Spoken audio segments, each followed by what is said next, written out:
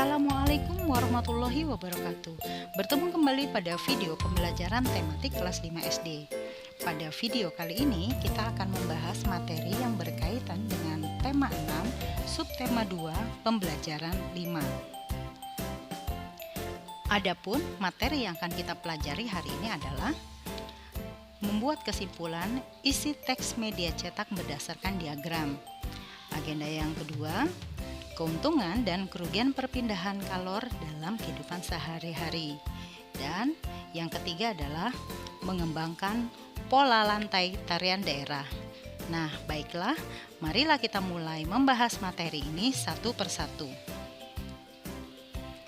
Materi pertama adalah membuat kesimpulan isi teks media cetak berdasarkan diagram. Ayo ingat kembali bagaimana cara membuat kesimpulan. Nah, kesimpulan merupakan pendapat akhir dari suatu teks yang dibaca. Untuk dapat membuat kesimpulan, kita harus memahami informasi penting yang terkandung dalam teks tersebut. Informasi penting dari suatu teks dapat diurai menggunakan peta konsep atau diagram. Pada pelajaran sebelumnya, kalian telah mengetahui bahwa peta konsep atau diagram dapat mempermudah membuat kesimpulan. Untuk membuat diagram, kalian dapat membuat pertanyaan dan menjawab mengenai informasi penting yang ada di dalam teks. Mengingatkan kembali, contoh diagram dapat dilihat pada buku Bupena kelas 5 halaman 44.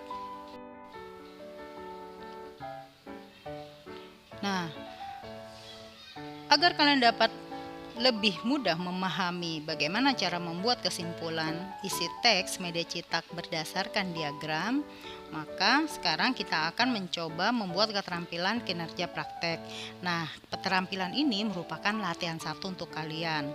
Langkah-langkahnya adalah yang pertama, bacalah teks dari buku Bupena kalian pada halaman 48. Teks itu berjudul keuntungan dan kerugian perpindahan kalor dalam kehidupan sehari-hari.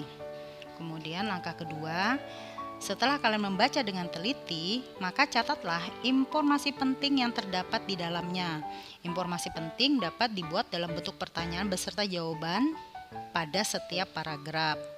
Kemudian yang ketiga, bentuklah diagram mengenai informasi tersebut dengan bahasa kalian sendiri. Kemudian, tulislah kembali isi teks berdasarkan diagram yang telah kalian buat.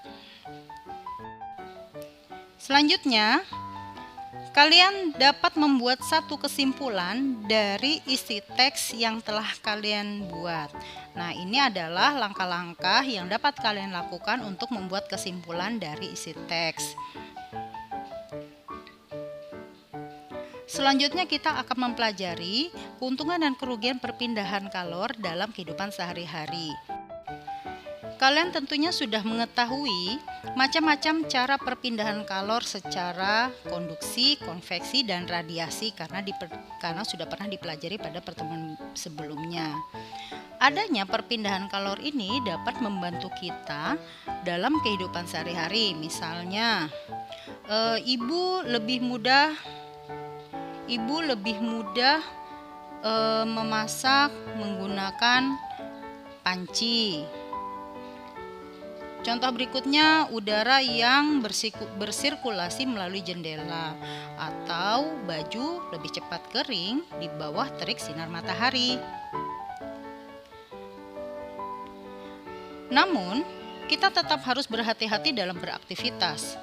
Perpindahan kalor dapat juga menguntungkan dan dapat juga merugikan. Misalnya, saat kita masak air, kita tidak boleh meninggalkan kompor yang sedang menyala. Kita harus memastikan air sampai mendidih. Jika sudah, segera matikan kompor, karena hal ini dapat menghindarkan kita dari bahaya kebakaran. Nah, sekarang kita akan melihat perbandingan antara keuntungan dan kerugian dari masing-masing perpindahan kalor. Yang pertama adalah konduksi. Contohnya, memasak air menggunakan panci aluminium. Tentunya kita mendapatkan keuntungan Dengan memasak air menggunakan aluminium, tentunya air lebih cepat mendidih. Namun ini juga ada kerugiannya. Logam aluminium itu lebih cepat panas, sehingga berbahaya jika disentuh langsung. Agar hal ini tidak terjadi, kita dapat mengantisipasinya. Pertama, kita memegang gagang yang telah dilapisi oleh bahan isolator seperti ebonit.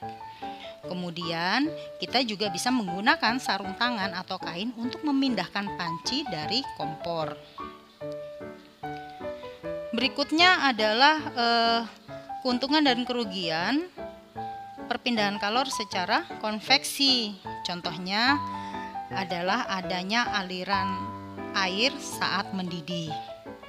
Keuntungannya, air akan lebih cepat panas karena aliran air yang panas berasal dari dasar wadah menyebar ke seluruh bagian wadah. Tetapi kerugiannya adalah letupan air mendidih berbahaya jika terkena tubuh. Antisipasinya, kita dapat menggunakan tutup panci saat memasak. Dan tubuh kita tidak boleh terlalu dekat dengan kompor pada saat memindahkan panci. Selanjutnya adalah perpindahan kalor secara radiasi. Contohnya, pancaran sinar matahari yang mengenai tubuh. Tentunya kita diuntungkan dengan pancaran sinar matahari. Tubuh kita terasa hangat saat terkena sinar matahari. Namun, kerugiannya adalah jika kondisi matahari sedang terik, kita akan merasa kepanasan. Maka hal ini dapat diantisipasi dengan menggunakan payung atau topi untuk melindungi tubuh dari terkena sinar matahari secara langsung.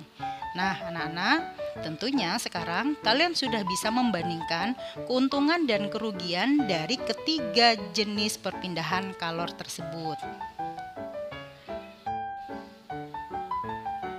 Mengembangkan pola lantai talian daerah. Ayo ingat kembali pola lantai yang telah kalian pelajari pada pelajaran sebelumnya. Pola lantai tari daerah memiliki dua pola utama, yaitu yang pertama jenis pola lantai lurus dan yang kedua jenis pola lantai lengkung. Nah, jenis pola lantai lurus contohnya adalah pola horizontal, vertikal, diagonal, dan zigzag. Sedangkan pola lantai lengkung contohnya garis lengkung ke depan, garis lengkung ke belakang, pola lantai berbentuk lingkaran, dan angka 8. Setiap pola lantai dapat dikembangkan menjadi beberapa pola lantai lainnya. Contohnya, tari saman yang memiliki pola lurus ke samping dan zigzag. Pada pola tersebut, dapat berubah menyesuaikan irama musik atau gerakan yang berbeda dari sebelumnya. Maka pola lantai yang digunakan satu adalah pola lantai horizontal, kemudian dapat membentuk pola zigzag dan akhirnya akan membentuk pola zigzag sempurna. Pertanyaannya adalah, mengapa dalam suatu pementasan tari daerah diperlukan pengembangan pola lantai? Jawabannya adalah agar tarian daerah menjadi lebih bervariasi dan lebih menarik. Nah, anak-anak, demikian tadi beberapa materi yang akan kita bahas, yang telah kita bahas. Semoga kalian bisa lebih paham ya materi ini. Selanjutnya, untuk mengukur pemahaman kalian terhadap materi yang baru saja kita bahas, kalian diminta untuk mengerjakan latihan 2 setelah tadi kalian mengerjakan latihan 1 yang berkaitan dengan pelajaran bahasa Indonesia. Di sini ada 2 pertanyaan. Yang satu, pertanyaan pertama, apa saja manfaat yang didapat dengan adanya panas matahari? Apakah sinar matahari dapat merugikan? Bagaimana cara mengantisipasinya? Kemudian pertanyaan kedua, mengapa dalam suatu pementasan tari daerah diperlukan pengembangan pola lantai? Jelaskan. Nah, silahkan kalian tulis jawaban kalian pada Google Classroom yang telah